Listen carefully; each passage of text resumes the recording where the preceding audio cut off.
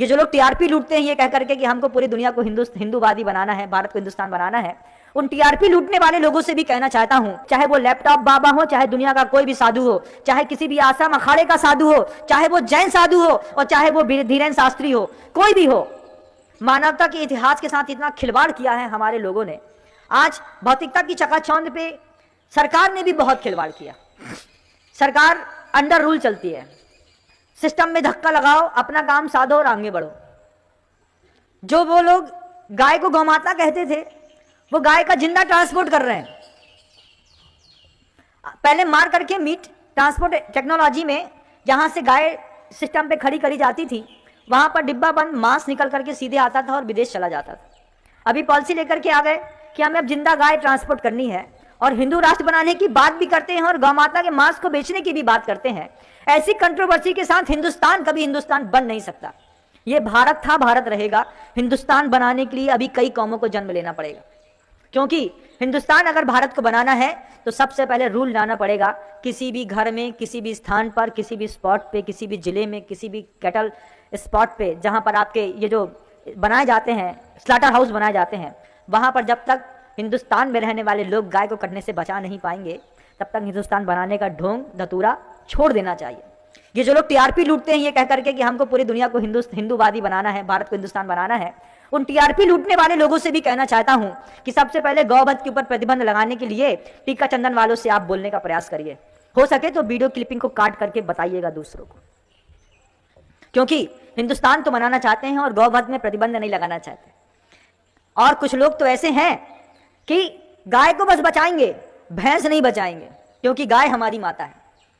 अरे हर जानवर जिसका दूध पी करके तुम बड़े हुए हो वो सब तुम्हारी मां के अंदर आती है। वो गिरी हुई कौम वाले अच्छे हैं। क्यों गिरी हुई कौम वाले अच्छे हैं? कि वो अगर किसी और औरत का दूध ले लेते हैं तो उसको भी अपनी मां समझते हैं। तुम सिर्फ गाय का दूध नहीं पीते, तुम लोग भैंस का दूध भी पीते हो, भेड़ का दूध भी पीते हो, बकरी का दूध भी पीते हो। जब आपके घर के अंदर बॉटलिंग में दूध पैक होकर के आता है उसमें ये नियम लागू नहीं होते कि सिर्फ गाय का दूध आपके घर के अंदर आ रहा है। उस पास्चराइज्ड पैकेट में भैंस का दूध पिया है, बकरी का भी पिया है, भेड़ का भी मिला है और गाय का भी मिला है। जब तुमने 4 का दूध पी लिया है तो 4 को बचाने की कसम तो उठाओ। हिंदुस्तान बनाने की बात करते हैं, पूरे के पूरे भारत को, मुल्क को हिंदू राष्ट्र बनाने की बात करते हैं। अरे पहले गौवध पर प्रतिबंध लगाने की बात करिए कि जिस घर में गौ मांस आता होगा, जिस घर का आदमी चमड़ा पहनता होगा, वहां पर जाकर के हम राम कथा नहीं करेंगे। जब लाकर के लोग इस तरीके का विश्वास पैदा करेंगे, एक अलग उठाइए इस बात की कि पूरे भारत में कहीं पर भी गौवध नहीं होगा, तब जाकर के हम भी सोच सकते हैं कि कभी ये हिंदुस्तान बनेगा। नहीं तो पाकिस्तान तो बन ही रहा है। हम बकरीद के दिन चिल्लाते हैं बकरा काटने के ऊपर, 1 करोड़ 1.5 करोड़ बकरे काट दिए गए। बकरीद के बाद के कटाई नहीं दिखाई देती कि रोज 3 करोड़ जानवरों की हिंसाएं होती हैं, रोज 3 करोड़ जानवरों की स्लॉटिंग की जाती है, मीट एक्सपोर्ट किया जाता है, साथ में यहाँ खाया जाता है। 70% आबादी जहां की मांसाहारी है वो भगवान राम का वंशज और भक्त कैसे हो सकता है?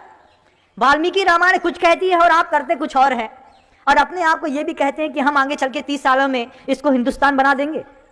हिंदुस्तान बनाने से पहले गौवध पर जब तक पूर्णतः प्रतिबंध यहाँ के कथावाचक नहीं लगवा पाएंगे, यहाँ के संत नहीं लगवा पाएंगे, चाहे वो लैपटॉप बाबा हो, चाहे दुनिया का कोई भी साधु हो, चाहे किसी भी आश्रम अखाड़े का साधु हो, चाहे वो जैन साधु हो और चाहे वो धीरेन्द्र शास्त्री हो, कोई भी हो, सब मिलकर के जब तक इस बात की आवाज नहीं लगाएंगे कि किसी भी कीमत पर इस भारतीय की वसुंधरा पर गौवध नहीं होगा, तब तक हिंदुस्तान को हिंदुस्तान बनाने की बात भूल जाओ।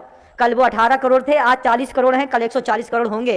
और तुम्हारे राम मंदिर के अंदर कभी दूसरे लोग 5 बार जब अप एंड डाउन करेंगे तब तुमको लगेगा कि विनम्र सागर बहुत वक्त से पहले सही कह रहा था, बात मान ली होती तो आज हमारे मंदिर बच गए होते।